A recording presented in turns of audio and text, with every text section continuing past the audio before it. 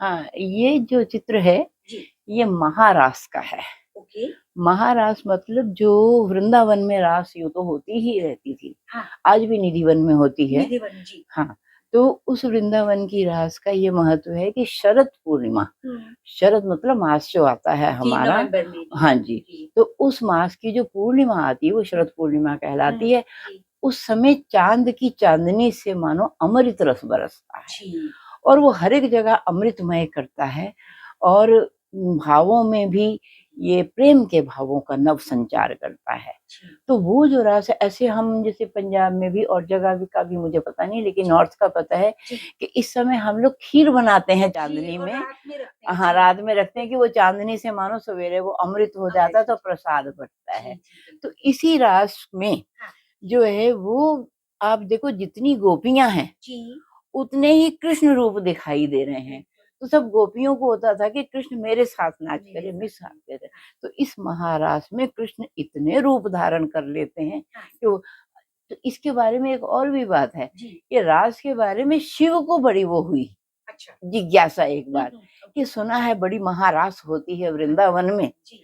तो उनको भी जिज्ञासा हुई कि मैं जाकर के मैं भी देखूँ? वृंदावन में मैं भी देखूं। देखूँ, जी। तो अब वो कैसे जा सकते थे, वो तो 3 लोक के स्वामी शिव थे, जी, बात है। महादेव थे, देवों के महादेव, देव देवों के महादेव, जी।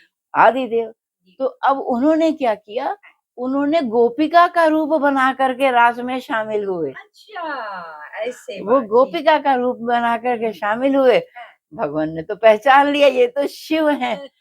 तो अब वहाँ पे अगर आप वृंदावन में जाएँ, जी। तो वहाँ भगवान शिव का जो मंदिर है, वो गोपिकेश्वर नाम से वहाँ पे अच्छा, मंदिर है। तो ये बात है दोस्तों, तो देखिए ये रास बहुत ही इतनी ही, इम्पोर्टेंट जो है, हाँ, देखिए तो ये आपको प्रेम रस, जानकारी एक मिली। सौहार्द रहे, हाँ। समाज में प्रेम रहे, हाँ। एक दूसरे में स्नेह रहे, जी। तो यही इसमें संदेश है। संदेश है। तो दोस्तों कहते भी हैं कि जो लॉर्ड कृष्णा है वो 16 कला संपूर्ण थे। हुँ, लॉर्ड रामा जो है 12 कला संपूर्ण थे और महाराज जो है लॉर्ड शिवा वो 16 कला, क्योंकि जो चंद्रमा है उसकी 16 कलाएँ होती हैं और सुलह पूर्णिमा पे वो पूरे अपने यौवन पे क्या होते हैं, 16 कलाएँ पूरी होती हैं। इसीलिए वह जो शरद पूर्णिमा है उसको जो है बहुत महत्व है। बहुत महत्व और है। दोस्तों एस्ट्रोलॉजी के हिसाब से भी उसका बहुत महत्व है। हम जो बच्चे थोड़े डिप्रेशन में हैं या जिनका चंद्रमा या चंद्र ग्रहण से रिलेटेड अगर उनका बर्थ है, परेशानियाँ हैं, बीमारियाँ हैं,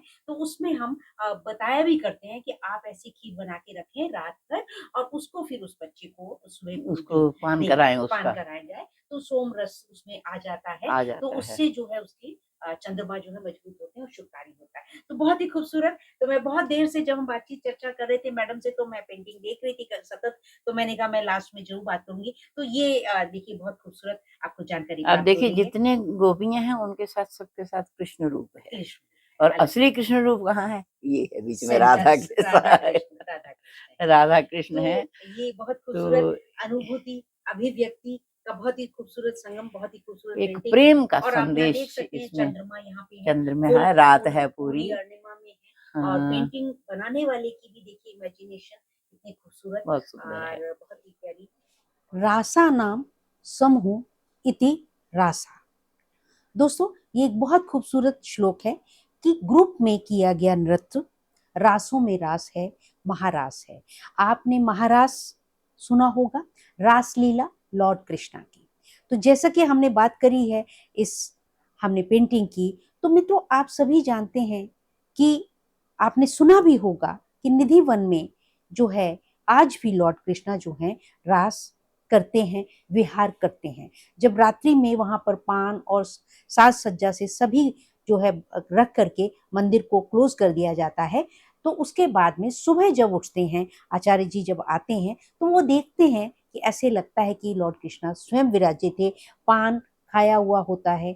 तो बात रही दोस्तों यहाँ पे वृंदावन में एक स्थान भी है जहाँ जिसे गोपिकेश्वर महादेव का मंदिर भी कहते हैं, महादेव स्वयं है।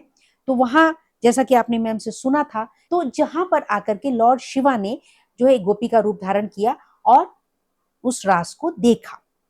तो दोस्तों एक बहुत ही प्यारा महाकाव्य है 12वीं शताब्दी का, जो कि गीत गोविंद, जिसको कि आप सभी जानते हैं कि माने जाने लेखक गोविंद जयदेव जी ने लिखा।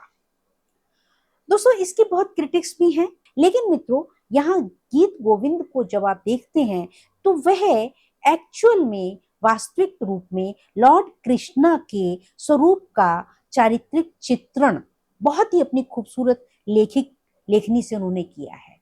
कि क्योंकि लॉर्ड कृष्णा ने प्यार, प्रेम, लव को उन्होंने सबसे ऊपर रखा, सर्वोपरि माना। 16 कला से संपूर्ण थे।